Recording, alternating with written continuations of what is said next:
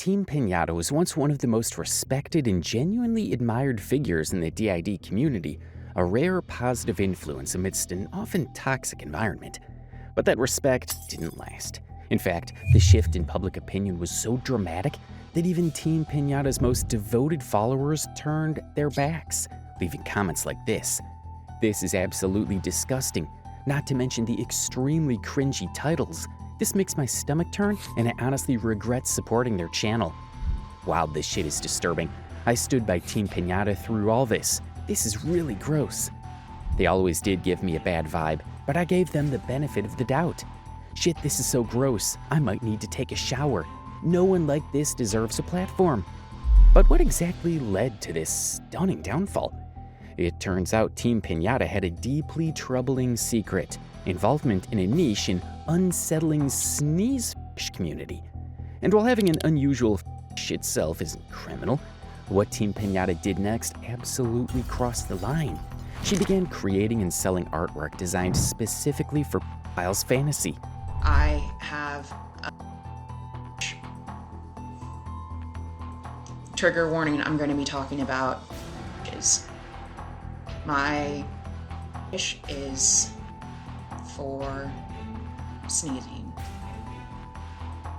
I have never in all of my years up to this point, I've never been accused of that being harmful. Even worse, she subtly introduced elements of her fetish content into her supposedly safe, mental health-focused YouTube channel. I always forget how unpleasant this stuff is. Ow. Ew. I plan on washing my hands afterward. Don't worry.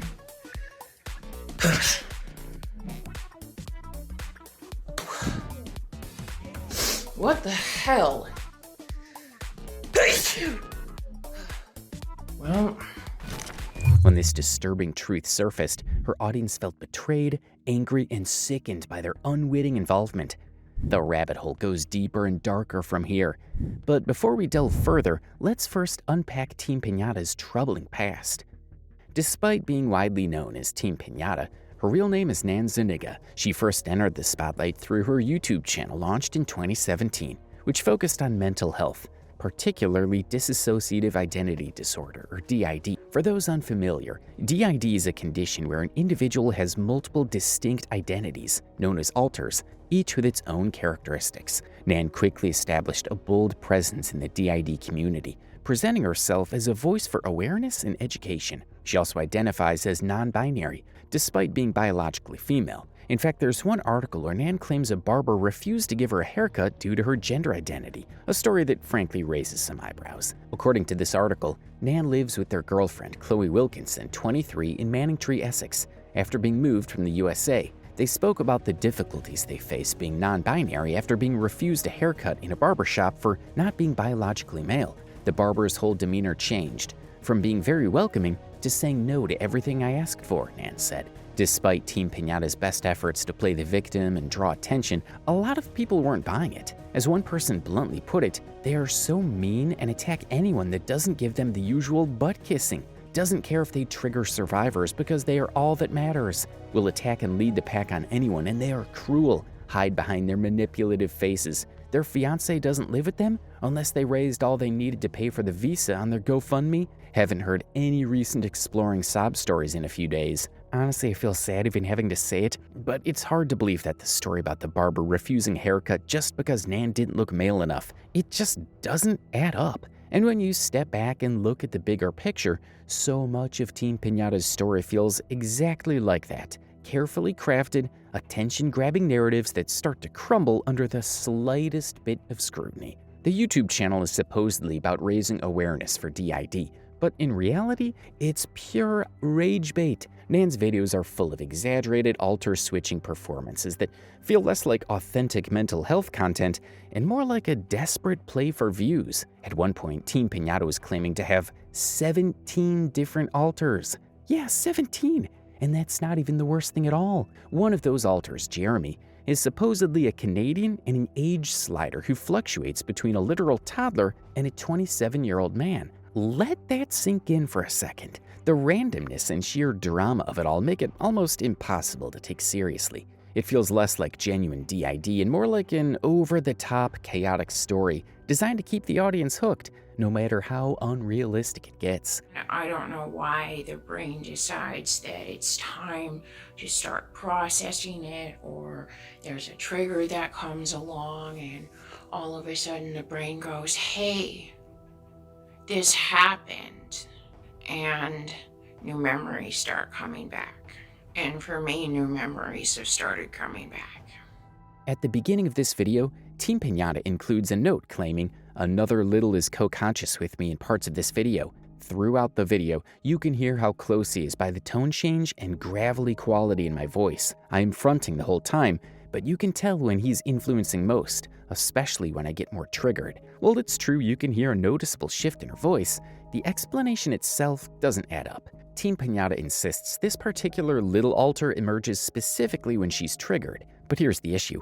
There's absolutely nothing in the video remotely triggering. It's just a casual, mundane recording. People quickly pointed out other similar scenarios that strongly suggested exaggeration or even malingering. In fact, even DissociaDID, TeamPinata's own former fiancé, found the fake accent and dramatic switching so absurdly forced, she couldn't help but burst out laughing on camera. Okay. What? What? Nothing. You judging me? No? Nan's judging my makeup, putting on scales, and I'm sure a lot of y'all are as well. Judge all you want. Whatever. Whatever. Whatever. That's Kyle's job. Whatever. Whatever. Isn't it like, shut up? Oh, it's telling me off. To clarify, I'm not necessarily accusing TeamPinata of entirely fabricating DID, but the intentional exaggeration, the dramatized shifts, and the constant insistence on highlighting these flashy switches on camera clearly indicate that she was playing up her condition for views, giving audiences exactly what they came to see: sensationalized DID drama. Things took an even darker turn when someone claiming to be TeamPinata's ex-boyfriend surfaced on Reddit, offering disturbing details about just how manipulative she allegedly is behind the scenes. While there's no definitive proof to verify every claim, one thing lends credibility to his story. TeamPinata herself repeatedly references an aggressive and manipulative friend who allegedly intensified her trauma. According to this Reddit post, "I knew TeamPinata for a year and a half. If you watched any of their videos, you'll know me as that friend. According to them, I'm the devil, a stigmatizing racist monster. And while I'm certainly no saint, I'm not that. Nan, however, is a consummate liar and manipulator. Most of what they say is BS. Sure, there are grains of truth, but they twist and distort reality to fit whatever narrative they prefer. It's why they got kicked out of the place they stayed in Missouri after only 2 months. This account, though disturbing, aligns closely with the broader pattern of manipulation and exaggerated storytelling we've consistently seen from TeamPinata. Interestingly enough, there's another piece of evidence, a screenshot from TeamPinata's own words about her then-boyfriend, Sam. She wrote, "I don't believe anything is horribly wrong, but I do think this merits some concern. Sam is taking us to the hospital. Seems like the cold we had a few days ago left us weak against something worse. I believe we will be okay." Now, this might sound innocent enough on the surface, but the deeper you dig, the darker things get. Allegedly, according to TeamPinata, Sam sexually assaulted an alter named Ace, causing Ace to split further, creating a new prosecutor alter, essentially an alter that arises specifically to seek justice or protection against further harm. But then Sam himself enters the conversation, openly admitting to having relationships with 2 teenage alters from TeamPinata's system, claiming, "I was best friends with the co-hosts, but 2 teenage alters pursued me and decided they were ready for relationships. I understand if you have a strong boundary against dating anyone mentally younger, but I admit I didn't. I loved that system and super loved my alter partners and don't regret it. Love is love. When entering into any relationship, it's based on trust, honesty, communication, non-judgment, mutual respect, etc. This admission is deeply unsettling, not just morally questionable, but also a massive contradiction to TeamPinata's allegations of assault. Was this consensual, or was it The conflicting narratives are troubling. Sam describes consensual though morally murky relationship, while TeamPinata firmly portrays herself as a victim of assault. While we may not be able to fully confirm Sam's claims, there's undeniably concrete proof that Sam was deeply involved in TeamPinata's life. At best, it's a deeply troubling scenario. At worst, it's a web of manipulation, victimization, and blurred lines of consent, all unfolding disturbingly online for public consumption. And just when you think things couldn't spiral further into chaos, TeamPinata posts another alarming update on Instagram, announcing the creation of another altar named Seth, explicitly formed to protect Ace from assault. Hey, so I am just broken off because of a recent effing assault on Ace. I am a week old only. So I guess this is the start of my life. Chaos, betrayal, and anger. So yeah, I drew me Seth. But the timeline makes this whole thing even more suspicious. Seth, the altar supposedly born to protect Ace, later went online and said the alleged of Ace happened on September 10th. By September 15th, TeamPinata had posted the Instagram update about Sam taking them to the hospital. Then by September 18th, Seth was born. I'm just gonna fill everybody in on that, I guess. Story goes, September 10th. September 10th was the date where the trauma happened to Ace.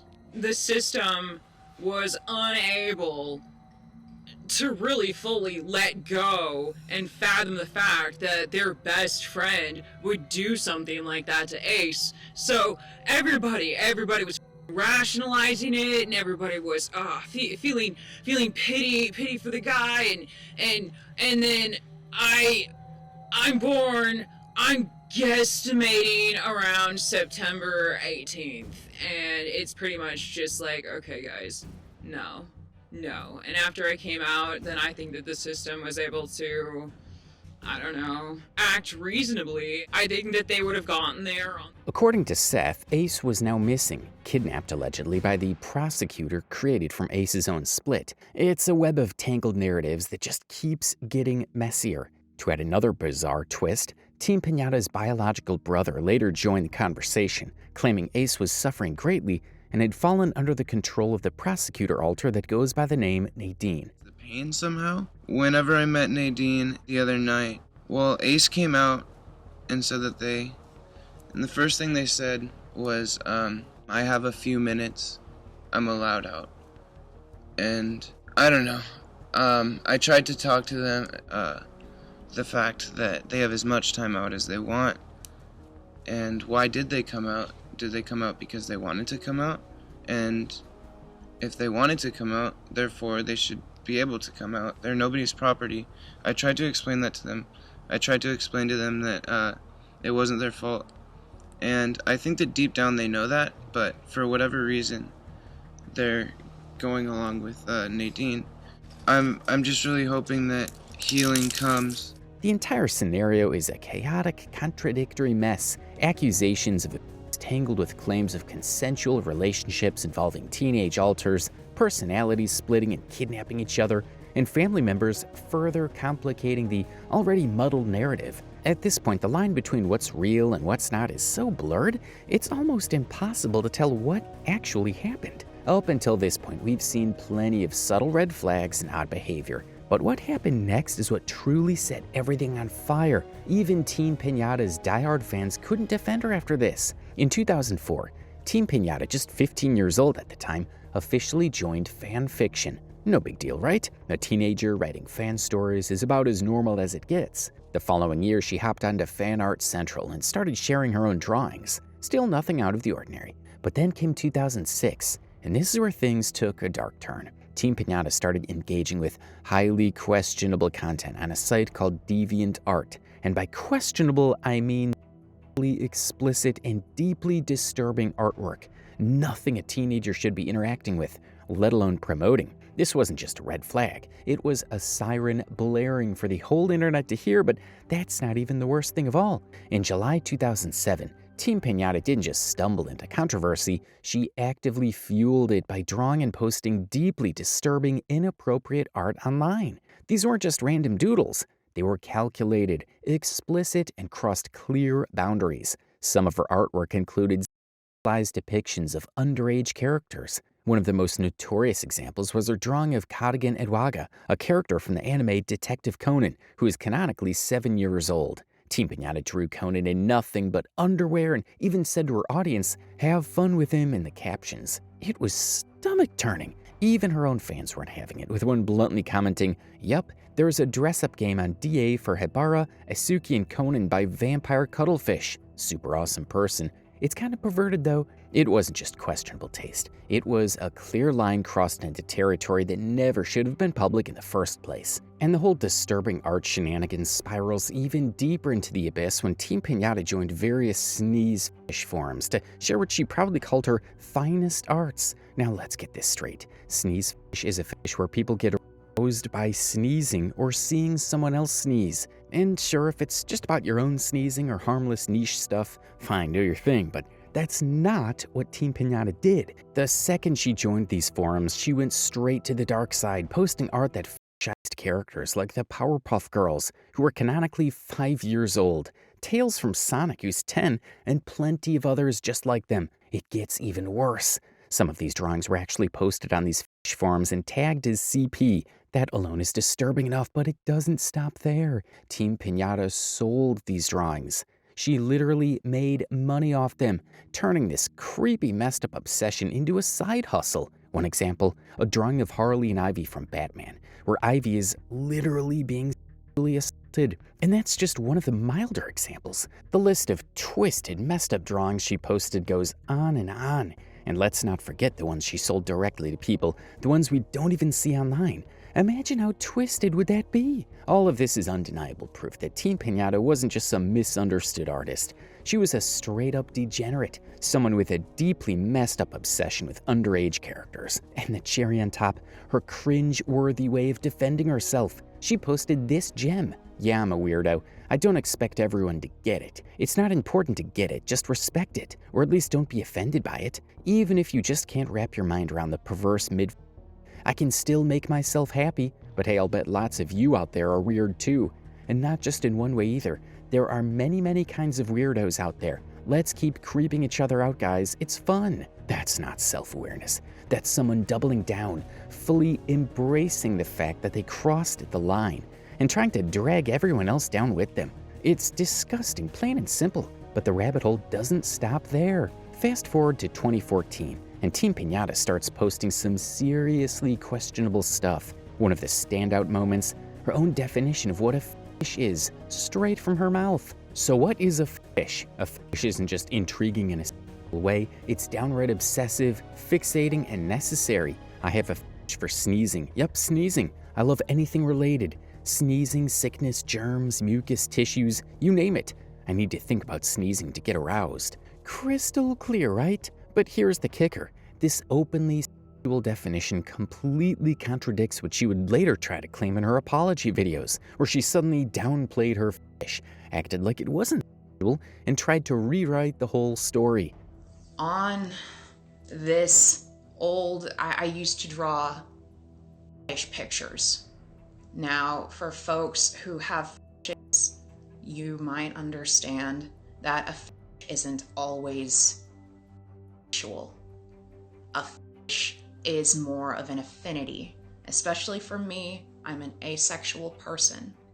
This isn't just a simple misunderstanding, this is outright denial, plain and simple. TeamPinata didn't just admit word for word that sneezing is always sexual for her, she took it a step further by drawing canonically underage characters engaging in sneezing scenarios in a clearly sexualized context. And sure, some people might shrug it off and say, who cares, these are just fictional characters. But here's the problem. TeamPinata wasn't just using these characters, she was actively changing their ages. Most of them got aged down to children, others were suddenly adults. That's not just harmless creative artwork. That's a clear sign of someone fantasizing about these characters being younger, way younger. And it gets worse. All of this is being posted inside a sneeze fetish community. So let's call it what it is. TeamPinata and her followers are fetishizing these characters. No wonder people were outraged when the truth came out. One user on Instagram said, "Here's my hot take. I understand people have trauma and it affects them in a multitude of ways. However, being abused does not give you permission to be depicting children in a context and perpetuating child suffrage, especially as an outspoken advocate. It is illegal to draw confirmed. Nan has a drawing stating the characters are 15, 16, and it was drawn when they were 20 children.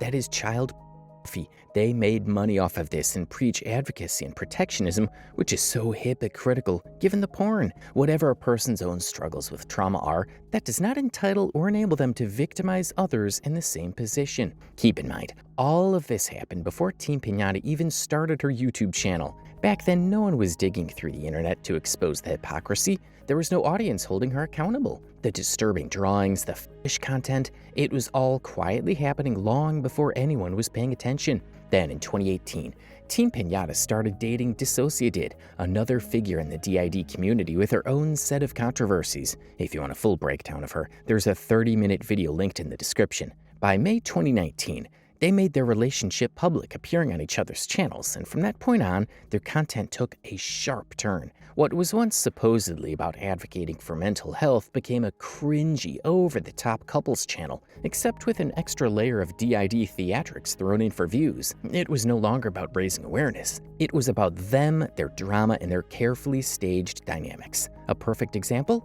The Disneyland vlog.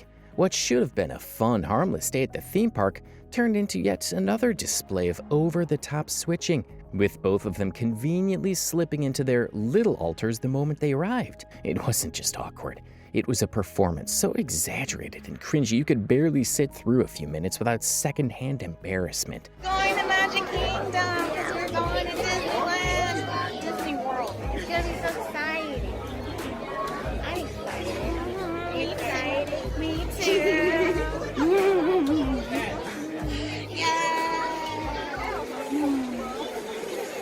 Where are we going? We're going into Magic Kingdom. It's a castle.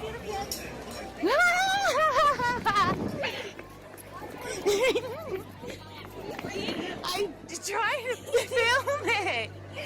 Yay! We're at Disneyland.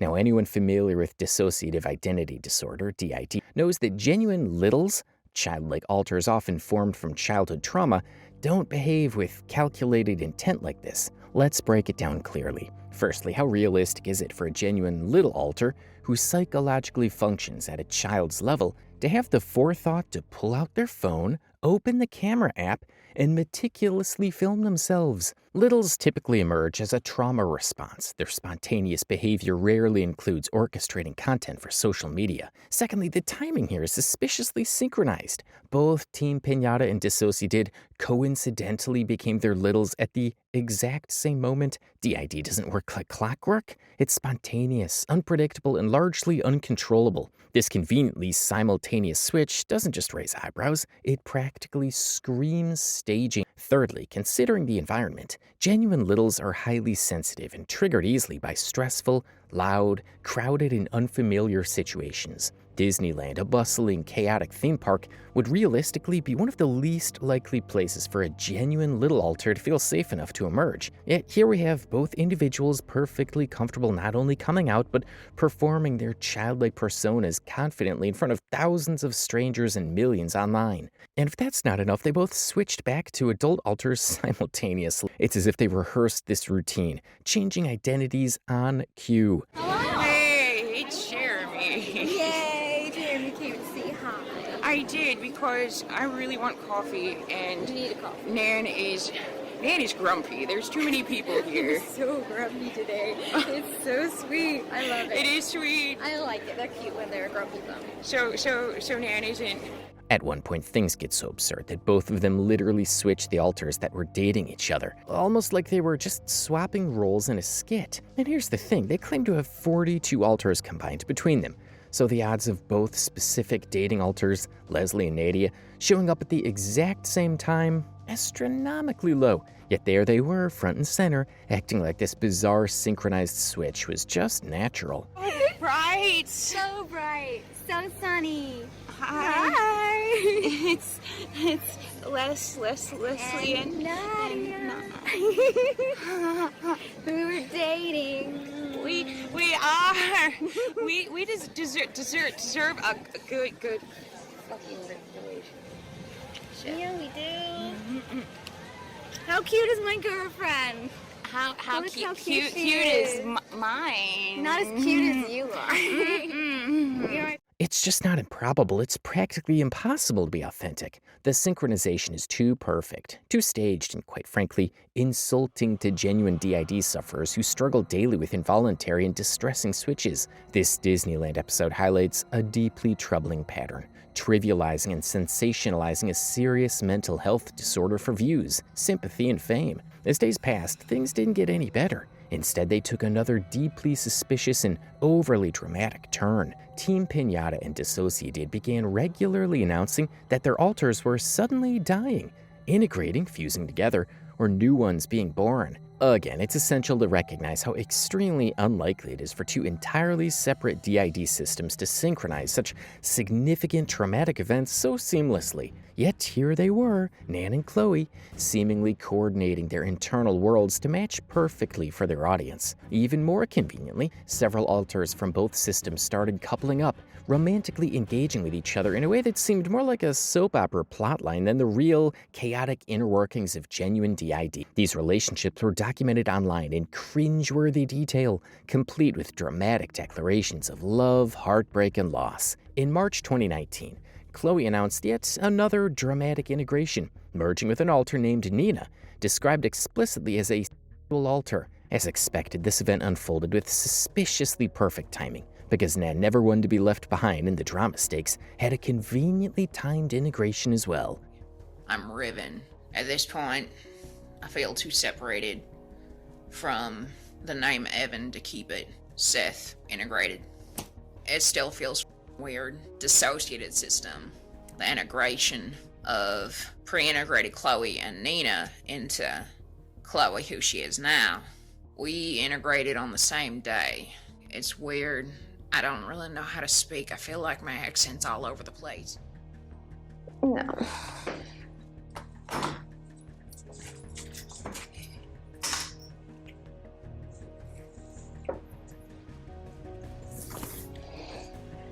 Hi, so my name is Nina.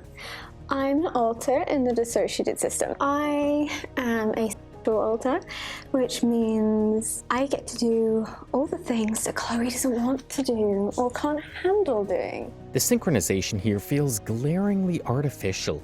After months of their followers enduring this increasingly bizarre spectacle, alter deaths, miraculous births, melodramatic integrations, and constant turmoil, fans were ultimately left with Nin and Nan. The whole scenario feels less like genuine mental health advocacy and more like a poorly scripted melodrama, exploiting DID for views, sympathy, and social media clout.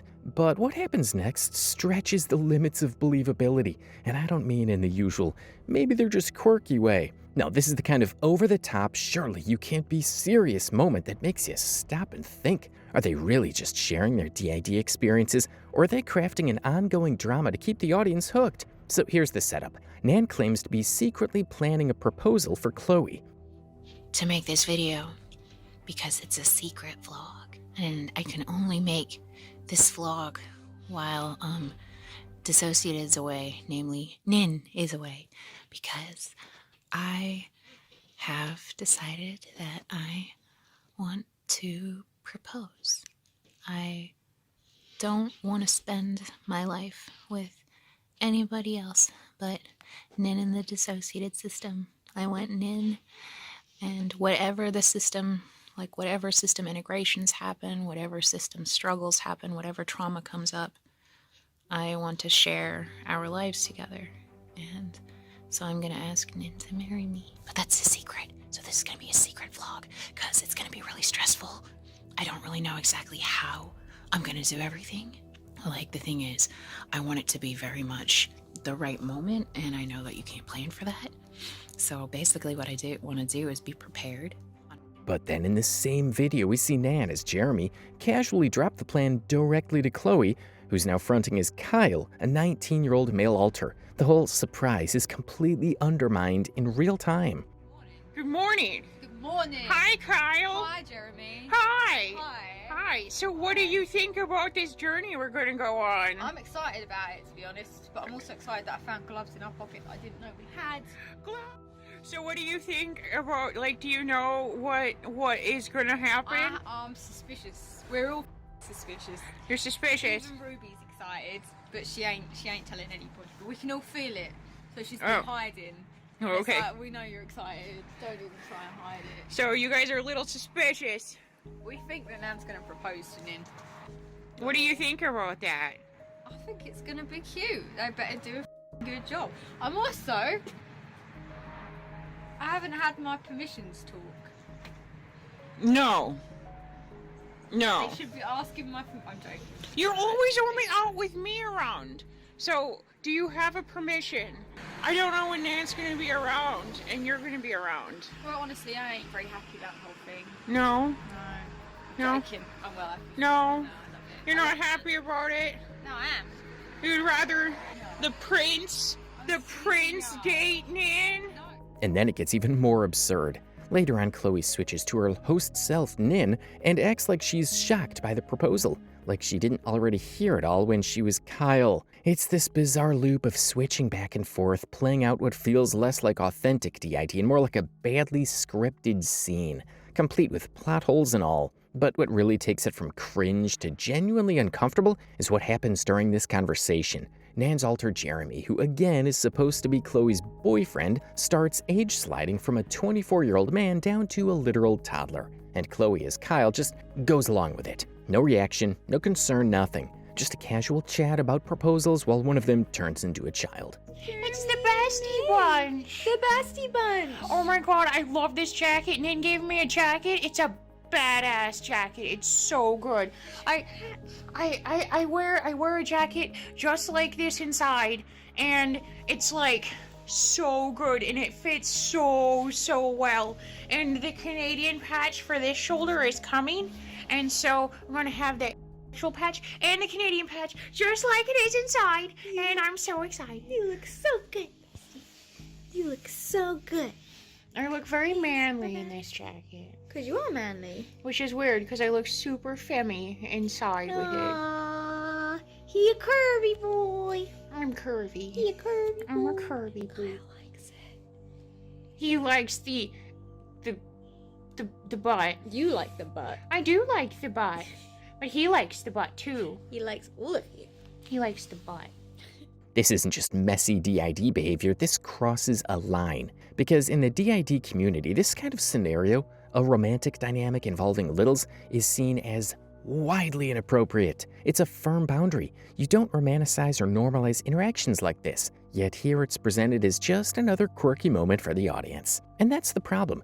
It's not necessarily that they're making all this up, though let's be honest, the timing and choreography of these switches feels incredibly convenient for content. It's that they're taking what could be genuine aspects of a mental health condition and turning it into a bizarre, over-dramatized spectacle. It's like they're playing into every exaggerated stereotype of DID just to keep viewers hooked. And the real harm? People who don't know better watch this and think, I guess this is what DID looks like. When in reality, this is a warped, dramatized mess that makes a deeply misunderstood disorder look like a chaotic performance. Not long after this circus of overblown drama and boundary-blurring content, the community started pushing back. A YouTuber by the name of Granddad's Lounge posted a video directly calling out TeamPinata and DissociaDID, accusing them of fetishizing and romanticizing DID for an online audience. And let's be honest, after everything we've just seen, it's not hard to see why people are starting to question what's really going on here.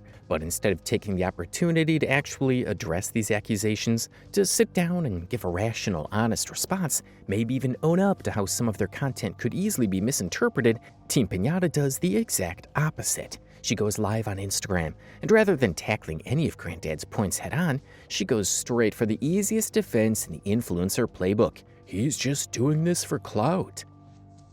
So, recently on YouTube, somebody made a series of videos accusing me and my partner system of fetishizing the disorder because our systems have separate relationships between us. Kyle and Jeremy are in a relationship. Me and Nin are in a relationship. Riven and Nin are in a thing. And so he made this video and it got views. And so I think that he thought, oh, okay, if I do some more digging, maybe I can make some more videos with more views. And so he searched through the internet.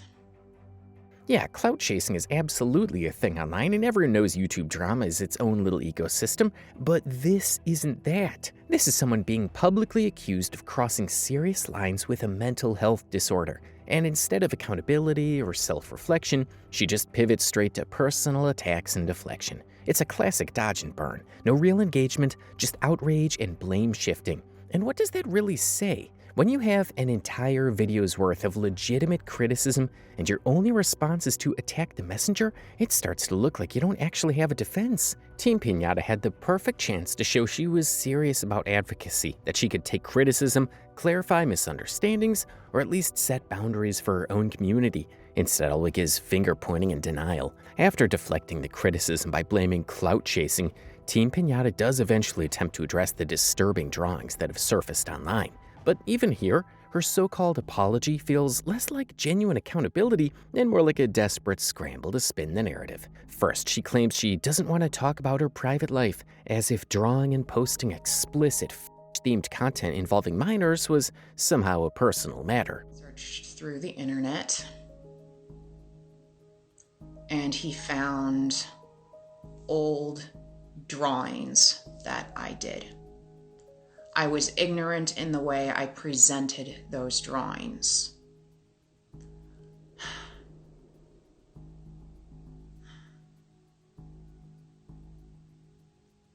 I don't want to go public about this private aspect of me, Nan, but I have a fetish. Trigger warning, I'm going to be talking about. That argument falls flat immediately. These weren't private sketches tucked away in a diary. They were uploaded to public forums, found by people outside her circle, and discussed openly on the internet. Invoking privacy here is just another excuse to dodge responsibility. Then she tries to minimize the harm by reframing the entire controversy as a misunderstanding about her sneeze fetish. According to her, she's never been accused of her fetish being harmful. For sneezing. I have never, in all of my years up to this point, I've never been accused of that being harmful. And I was at first very, very confused why people were upset. But let's be real, nobody's outraged about her having an adult sneeze fetish. The outrage is about how that fetish was projected onto underage characters in drawings in communities where it absolutely doesn't belong.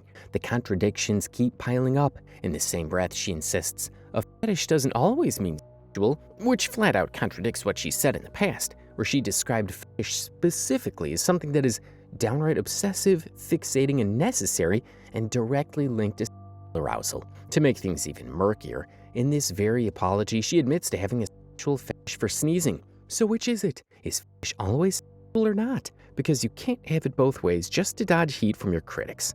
But I have a sexual fetish. Trigger warning, I'm going to be talking about fetishes. My fetish is for sneezing. Then comes the justification angle. She claims she drew and sold these images because she was struggling financially, as if needing money somehow makes it acceptable to create and distribute highly questionable, borderline deranged material. This is classic rationalization, shifting the focus from what she did to why she had to do it, hoping for sympathy instead of accountability. However, I was an idiot in the past. I would draw these pictures of video game characters sneezing, of people's personas sneezing, I would make money. And this helps me. I've been disabled on federal government assistance since 2012, and it really helped me through some rough times to have a niche fetish community I could draw stuff for. And I have drawn people's personas, I have drawn video game characters. And finally, the weakest excuse of all. She insists that the characters she drew weren't meant to be sexual, that she just thought they were cute. But when you put all that context together, fetish art, visualized captions, and participation in explicit communities, it's clear this is yet another attempt to soften the reality of her actions. I have drawn video game characters before whose canon age is underage. Those pictures I drew were not meant to be sexy. They were a homage to the character because I appreciated the character and I thought it was cute. But of course, the backlash didn't stop there. As more people discovered the disturbing drawings and the criticism grew even louder, TeamPinata was forced to release yet another apology video. And this time, TeamPinata does something she hadn't done before. She finally acknowledges outright that the artwork was disturbing and inappropriate. I'd like to apologize more specifically. In the past, I've drawn some up.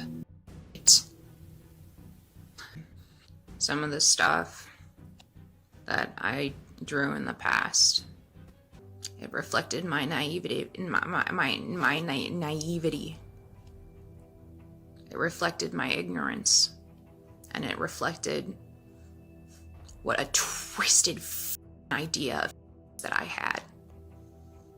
For a split second, it almost feels like she's about to take real accountability. But that hope is dashed almost immediately. She rolls out yet another excuse. She claims she doesn't remember drawing or uploading any of it. According to her, she has no recollection of making these images.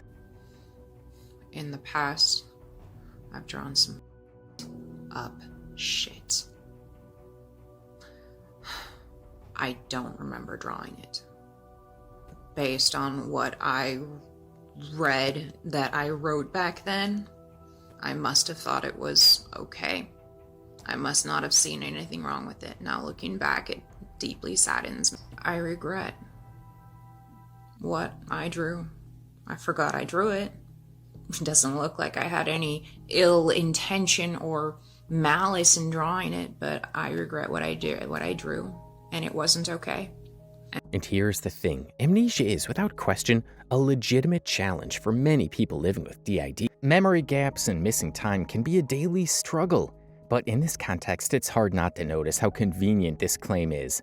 In her previous apology, when she was busy justifying her actions with financial stress and minimizing the harm, she made no mention of not remembering the drawings. Only after these defenses failed and public outrage kept escalating, does amnesia suddenly enter the picture. It starts to look less like a symptom and more like a ready-made excuse tailored to fit the latest wave of criticism. When every other line of defense has fallen apart, I don't remember gets pulled out as the ultimate shield. What makes this even more suspect is how quickly she pivots away from the supposed apology. Instead of sitting with the discomfort, letting people process or making space for those who are hurt, TeamPinata immediately brings up her YouTube channel, stating flat out that she has no intention of deleting it. I don't know how else to apologize. I don't know if anybody will ever let this go. I hope we can continue to educate in the future about our life with DID and validate and advocate for other systems, but if we can't, then it was an honestly really fulfilling journey. We really, really care about the community. I'm speaking for all of us. I know that Jeremy especially just loves the community, and he is heartbroken. The apology barely has time to land before she's already in protect my brand mode. It's almost as if the primary concern is not the impact of her actions or the pain she's caused, but rather the survival of her online presence. This is a pattern that's impossible to ignore. Every new apology brings with it a new excuse, a fresh deflection, another attempt to steer the conversation away from genuine accountability. First, it was about privacy. Then it was about financial desperation. Next, she tries to redefine what a fetish even means. And now, when all else fails, it's about memory loss. A few weeks later, just when the dust was starting to settle, TeamPinata returns to YouTube, but not as Nan, the host directly tied to all these allegations. This time, the post opens with a different alter, Riven, taking center stage. And right from the jump, the script is packed with lines that raise more questions than answers. Riven continues, "Hey, it's Riven. We've been offline for the last several weeks and no coming back will cause backlash, but we've been encouraged by professionals to reclaim our voices, so this channel now lies empty. We started making videos to spread awareness and support those with DID in September of 2017. We spent 2 years of that time not monetized, spreading awareness because we wanted to be a voice for folks who live with this particular trauma condition. Once we became monetized, this allowed us to reach an ever-widening audience about our experience with DID. Let's break down just how bizarre and contradictory this comeback really is. First, the claim that professionals encouraged her to return to YouTube after only a few weeks offline? That's a massive red flag. Anyone who's actually worked with mental health professionals knows that the absolute last thing a competent therapist would recommend after a scandal of this magnitude is to get right back online and throw yourself into the same environment that supposedly contributed to your distress, especially when it's been, barely a month since stepping away? The idea that any responsible professional would greenlight this sort of immediate return right back into the social media circus that fueled all the original problems is not just unlikely, it's almost laughable. Second, there's this sudden shift in narrative about professional support. In her previous apologies, Nan was supposedly seeking help, actively in the process of getting support and healing. It doesn't matter. I didn't intend any of this because it happened anyway, no matter what I intended. My system is trying to get therapy, and we will continue to work to get therapy. If people can't forgive me, I understand. Now, miraculously, as soon as it's time to defend the channel and avoid backlash, there's a professional conveniently backing her up, encouraging her to speak out again. It's too perfect. Instead of showing genuine progress, this just looks like passing the buck, using a faceless professional as a shield to avoid responsibility and to add credibility where there isn't any. Then Rivet pivots straight into talking about the channel's history and monetization, as if the number of years she went without ads somehow cancels out everything else. We weren't monetized for 2 years. That's not relevant to the current controversy, but it's a classic influencer move.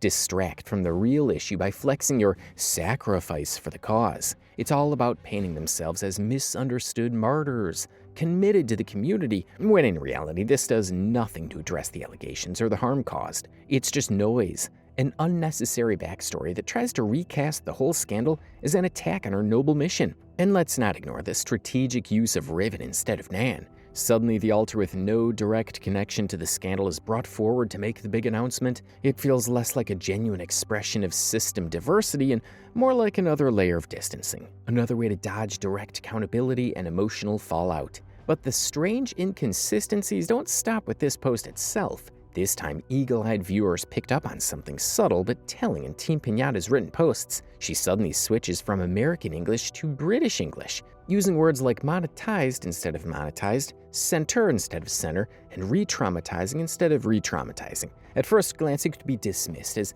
simple typos or random stylistic choices, but the pattern is hard to ignore, and it didn't take long for people to start speculating. Is someone else, maybe someone close to TeamPinata and based in the UK, actually involved in these posts? Naturally, all eyes turn to DissociaDID, Chloe, who's famously British and has a long, complicated history with TeamPinata. This theory gets even more plausible when you remember that despite publicly claiming to have distanced herself from TeamPinata after the scandals, Chloe has quietly been showing up in the background the whole time. It's not just about a few British spellings either. In TeamPinata's earlier Instagram live apology, DissociaDID herself was spotted in the comments, dropping encouragements like, "Just say the truth, hun," "Baby breath, just tell the truth, it's okay," and "You did great." Now, it's important to be clear, this is speculation. Maybe the spelling is just a weird fluke. Maybe Chloe wasn't actually writing or editing those posts. But when you stack up all the little clues and combine them with all the other evidence on their ongoing connection,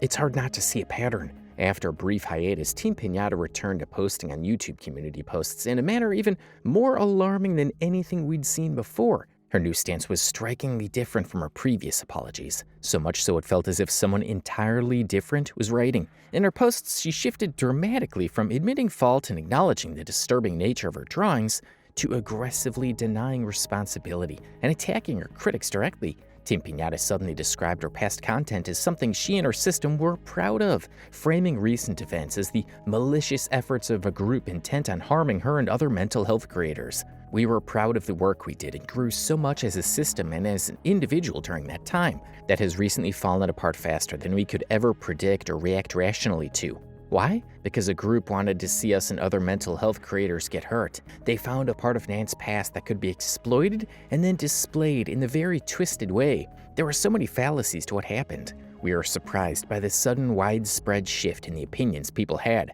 that so many people believed the lies that were being told, just because they didn't understand what was being presented to them. That was a dramatic 180 from her earlier apologies, where she explicitly recognized her drawings as inappropriate and troubling. Now, her narrative was that the public outrage and criticism were nothing but misunderstandings and outright lies perpetuated by malicious outsiders. Perhaps the most glaring hypocrisy is her attempt to shift blame onto another prominent DID YouTuber, suggesting this individual secretly orchestrated the negative response. According to TeamPinata, this person pretended kindness and ignorance about the fetish subject while simultaneously working behind the scenes to harm her reputation. We also understand that public opinion was being heavily influenced behind the scenes by another large DID YouTuber, which was devastating to discover.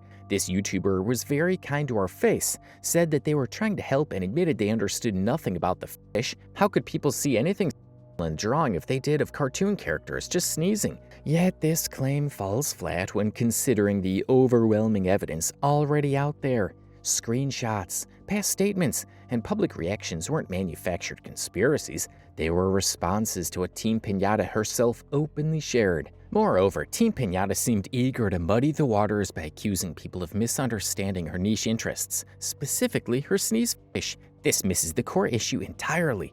The public outcry wasn't about having niche interests or fetishes privately. People were upset because she exposed them to this content without their consent. Previously on my channel, we had done a video where we all sneezed.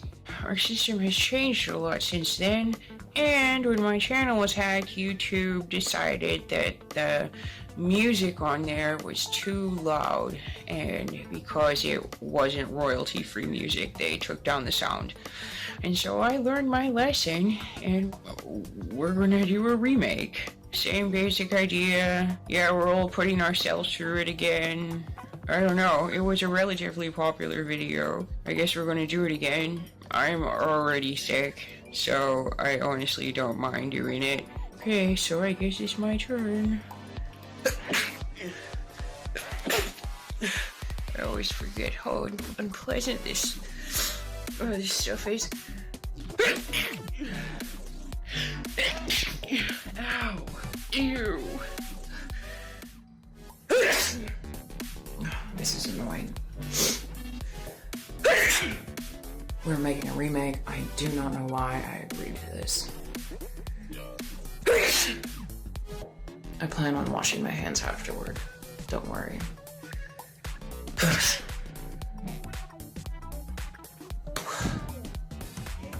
What the hell? Well, I suppose that's all for me. That was over fairly quickly. Comment after comment in her apology videos made this clear, with viewers explicitly stating they felt violated by being forced into her personal fetish without warning. One person even said this underneath her Instagram apology video: "You shouldn't have showed your fetish to us without consent from us." Further complicating the matter, TeamPinata claimed she'd consulted professionals who apparently assured her that nothing she'd drawn constituted CP, child exploitation material. We have gotten help from professionals who have seen what Nan drew in, what was written in the past, and what a particular hate site has posted regarding private details of our life growing up. They've seen the drawings that people labeled as CP and are shocked that people think it's actually CP. They see what is being said being on this hate site and are appalled at how anyone could place such misinformed and hateful context in a person's private life in order to cause them pain, and that they get pleasure from that pain. We have been assured by a number of professionals that Nan has drawn nothing wrong and certainly nothing remotely resembling CESM. It's gravelly to people who have actually been part of CESM. This claim was another transparent attempt to deflect blame. Even if some professionals might consider her drawings legally permissible, that doesn't change the fact that many people, both professionals and lay people alike, find the drawings profoundly disturbing and morally reprehensible. And let's not forget her continual references to a hate site, presumably Kiwi Farms, further attempt to misdirect the narrative, implying that criticism was purely malicious or hateful rather than legitimate concern. By doing this, she sidesteps accountability and positions herself as a victim of cyberbullying rather than someone facing valid scrutiny for deeply troubling actions. At this point, there is no care for making advocating DID our job again. It was a job many of you love, but that was in the past. We couldn't advocate for the DID community anymore. Even if we were accepted back, all comments posted that are hateful or that are referring to hate site articles on us will be completely ignored or removed. We will not give emotional or mental space to a bunch of self-proclaimed Nazis and incels about personal stuff from our past, which has been twisted. If people still want to watch what we make, then awesome. This will be a platform to share our voice and the voice of others with childhood trauma that has been silenced for too long. At this point, it's like watching someone crash and burn in slow motion, except instead of pulling the brakes, TeamPinata is flooring the gas pedal and pretending like she's on a victory lap. The way she twists the narrative is genuinely exhausting. First, she throws her entire mission of advocating for DID under the bus like it's an old t-shirt she's suddenly too cool to wear. It's wild. One minute it's all about raising awareness and helping the community, and the next it's, no, oh well, we don't care about that anymore. Just like that, discarded. It's not hard to see what's really happening here. She knows the community she supposedly championed isn't buying her excuses anymore. So she ditches the whole cause and tries to save face by painting herself as the misunderstood victim of an unfair mob. And the way she doubles down on censorship, it's peak damage control. She's not interested in addressing the harm or having tough conversations. She's deleting anything that doesn't serve her image. Instead of sitting in the discomfort of what she's done, she builds a wall around herself, pretending like the only people upset are some fringe extremists out to get her. That's not advocacy. That's not accountability. That's a classic case of someone who wants the benefits of being a public figure without the consequences that come when you cross the line. And let's talk about the so-called group she blames for everything. It's a convenient fantasy, this idea that a secret cabal is plotting against her, twisting the truth and turning people against her. It's the same tired tactic every influencer pulls when they can't own up. Shift the focus to an imaginary enemy, paint yourself as the victim, and try to rally the sympathy points. But here's the thing.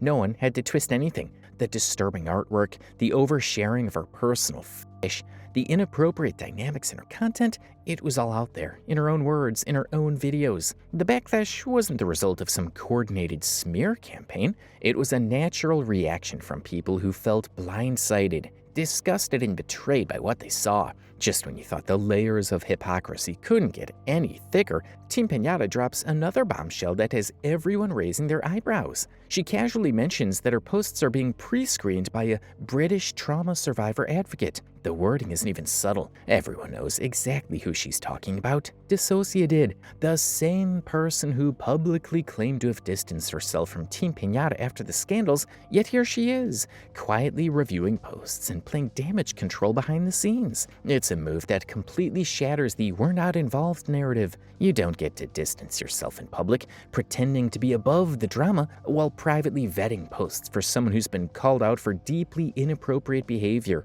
It's also worth noting that while most of the community wanted nothing to do with TeamPinata, DissociaDID was behind the scenes pushing for her to participate at the annual conference, where people with DID meet each other. Multiple people involved weren't comfortable with TeamPinata's involvement, rightfully so, but DissociaDID was pressuring others to accept her, despite the overwhelming discomfort and concerns from the broader DID community. We're like, you need to stop. We were talking about it in, like, we had a call to talk about it, about the entitled to life thing, because it affected us all. you know, because this is someone we were going to be living with for a weekend. And we were like, okay, let's discuss this. Let's get all our feelings and whatever. And she's like, we shouldn't be talking about this. Let's not talk about this. You know, we were like, you know, what should we say publicly? She's like, don't say anything publicly. Like, shut it down, shut it down. And we were like, no, no, this isn't something that just gets brushed under the rug. Thankfully, TeamPinata ultimately decided not to show up, but the fact that DissociaDID was even trying to advocate for her presence is telling. It shows a pattern, ignoring boundaries, minimizing harm, and protecting each other at the expense of the community. As the backlash against TeamPinata exploded, major DID influencers started breaking their silence, and what they had to say was devastating. Fragmented Psyche was one of the first to speak up. They tried to engage directly, leaving comments on TeamPinata's posts in an attempt to open a dialogue, only to have their words silenced. TeamPinata wasn't interested in feedback, wasn't willing to listen. She was deleting comments, shutting down dissent, and blocking any meaningful conversation. That's when FP took to their own platform, dropping a blunt statement that cut through the noise. Because they suppressed the comments and now have turned comments off, we will not accept predatory manipulation and gaslighting. The community you claim is falling apart partially due to you was finally starting to heal and rebuild. Thanks for coming back and using the same tactics manipulators use to warp the reality of their victims. That wasn't just a call out, it was an indictment. FP laid it out plainly. TeamPinata's behavior wasn't just personal drama, it was harming the entire community. The patterns of manipulation, the refusal to engage honestly, the deflection, it was the same playbook used by to rewrite reality and silence victims. And FP didn't stop there. They doubled down, posting, "We have never publicly spoken about any facet of or even alluded to any of our trauma history." However, a former friend trying to belittle, manipulate, and gaslight actual victims of these horrors. "We are actual victims of these horrors. Go F yourself, Piñata." What made it worse was the DissociaDID connection. Because even while FP and others were pulling away, DissociaDID was quietly propping TeamPinata up. FP admitted they were still trying to stay friends with DissociaDID, while others in the community had already cut ties. But it was becoming increasingly clear that Chloe wasn't just passively staying neutral, she was still backing TeamPinata behind the scenes. Whether it was pre-screening posts, defending the behavior to others, or even advocating for TeamPinata's participation in the Entitled to Life conference, the signs were there. And let's talk about that conference for a second. This conference was supposed to be a safe space for the DID community, a place for survivors to share, learn, and support each other. But when people heard that TeamPinata might be present there, the discomfort was palpable. Many in the community were not okay with it, not even close. They didn't want someone with that kind of track record, with such a public history of disturbing behavior, taking the stage and representing the community. Then there was the Entropy System, another respected DID creator, who came forward heartbroken. She admitted she was devastated to learn that someone she had considered a close friend, someone she trusted, had been at the center of all this. The betrayal hit hard. Lost someone that they look up to. Like, figured, like, it's like, you know, never meet your heroes or whatever. Like, they felt betrayed by someone they looked, like, people they looked up to. Our life path got shattered, and we don't know what we're gonna do anymore. You know what we are right now? A part-time retailer. We had purpose and drive and like a plan and like forward motion. We also had friends that we don't have anymore because they turned out to be shitty ass human beings, people that we trusted and confided in and were like deeply emotionally attached to, like going both ways. Don't say that we weren't a part of, like we weren't affected by the drama. Like, god damn it. What this all reveals is a tangled mess of hidden loyalties, denials, and quiet complicity. While the community was trying to heal, trying to hold people accountable, there were those behind the scenes still protecting, still excusing, and still prioritizing personal loyalty over community safety.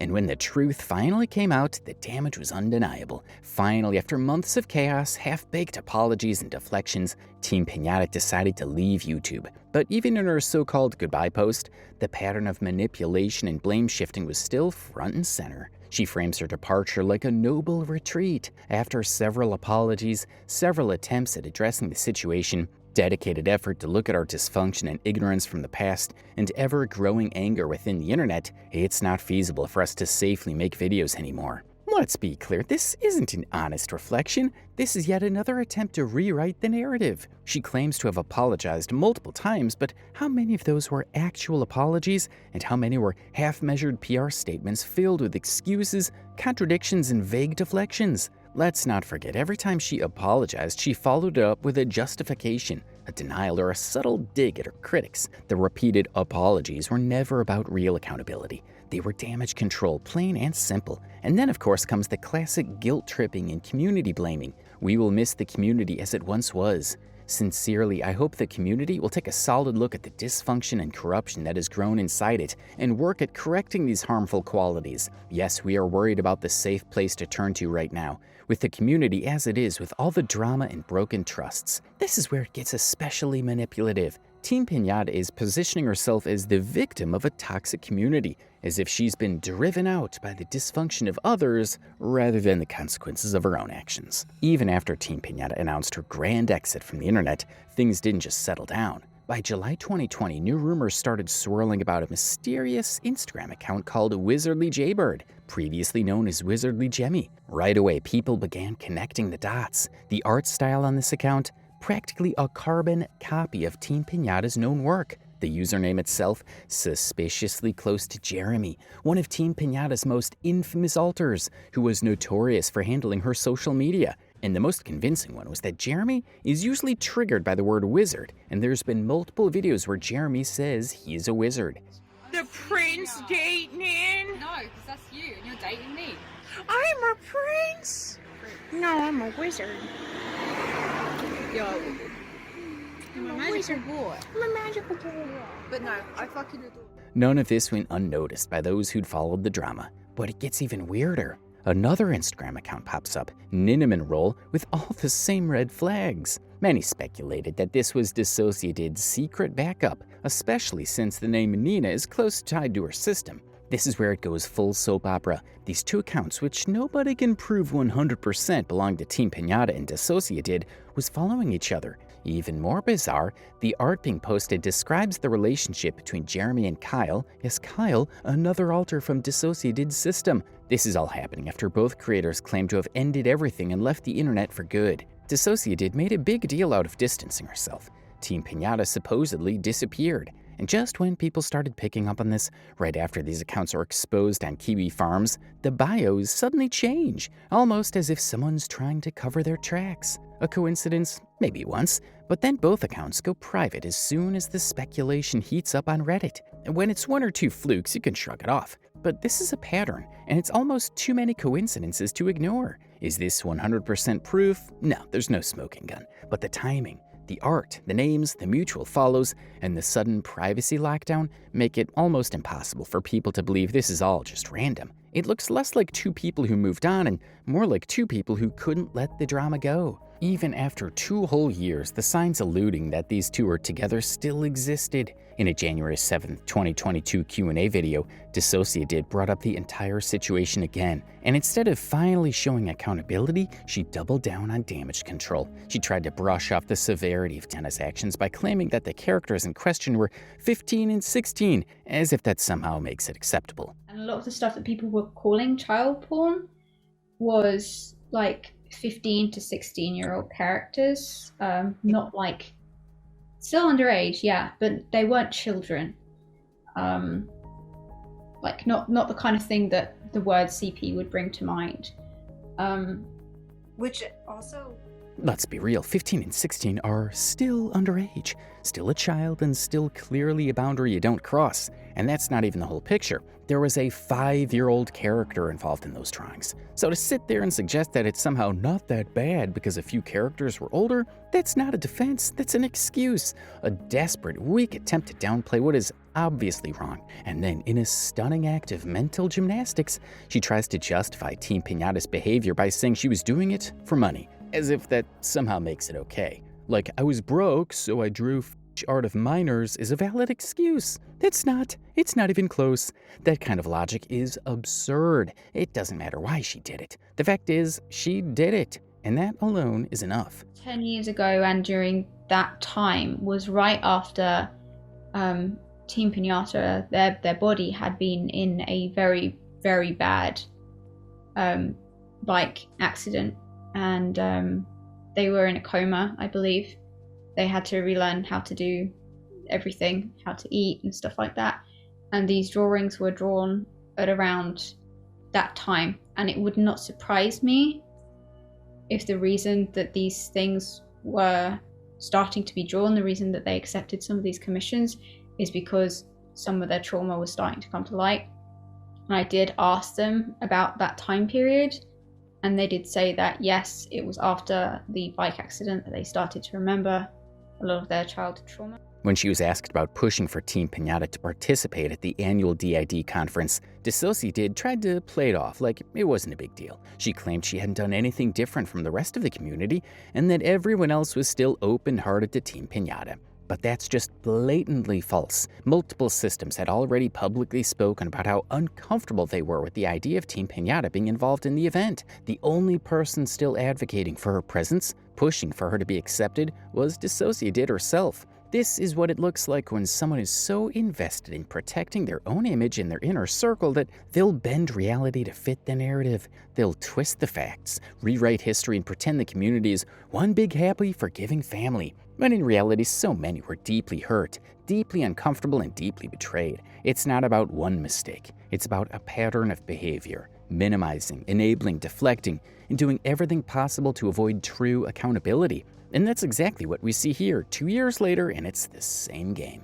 And that's where our story ends, or at least where it's supposed to. After months of denial, half-baked apologies, and endless deflection, TeamPinata finally did what all cornered manipulators eventually do. She vanished. The YouTube channel is gone, the apologies have dried up, and officially TeamPinata has disappeared from the internet. But if you're paying attention, you'll still catch the shadow. New accounts with eerily familiar art, suspicious usernames, and the same old patterns quietly lurking in the corners of social media. She's not really gone. She's just hiding, rebranding and waiting for the storm to pass. But the internet remembers, and so do the people she hurt. Because at the end of all this, what's left is not a misunderstood creator or a wrongly canceled advocate, but a crystal clear case of accountability dodged at every turn. Every excuse, every contradiction, every new altar wheeled out for damage control, none of it fooled anyone. Even her most devoted fans, the people who once defended her through thick and thin, have now turned into her harshest critics. Except, of course, for DissociaDID, who never could quite let go, quietly enabling and protecting her long after the rest of the community had enough. And maybe that's the biggest warning this whole mess leaves behind. Because when you give someone unchecked authority, when you turn DID YouTubers into untouchable icons whose word can never be questioned, you create the perfect environment for manipulation and exploitation. At the end of the day, DID is a real and devastating disorder. Real people struggle every day, often in silence, without an audience or platform.